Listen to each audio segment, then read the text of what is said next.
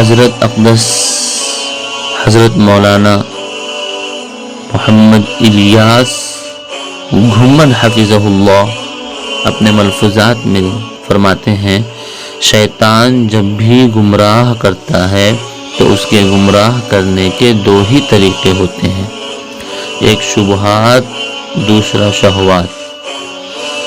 شبہات ایمانیات میں، شہوات اعمال میں پیدا کرتا ہے۔ ایمانیات میں شبہات کا مطلب یہ ہے کہ عقیدہ کو خراب کرے گا، اس میں شبہ ڈالا جائے گا، ختم نبوت کا انکار کرائے گا، صحابہ کرام سے دور کرے گا، کبھی قرآن پر شبہ، کبھی علم پر شبہ، کبھی قبر پر شبہ، کبھی آخرت پر شبہ، ایسے شبہات پیدا کرتا ہے کہ بندے کا ایمان متزلزل ہو جاتا ہے۔ اعمال میں شہوات، شیطان انسان کے اعمال میں شہوات ڈالتا ہے۔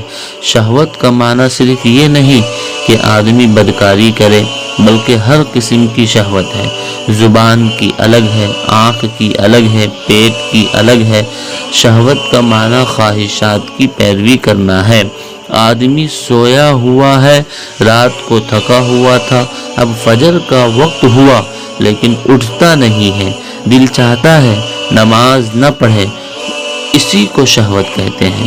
اور حضرت فرماتے ہیں کہ میری یہ بات پلے باندھ لو، آدمی شبہات سے بھی تب بچتا ہے جب اہل فن سے رابطہ ہو، اور آدمی شہوات سے بھی تب بچتا ہے جب اہل فن سے رابطہ ہو، ورنہ شبہات سے بھی نہیں بچتا اور شہوات سے بھی نہیں بچتا۔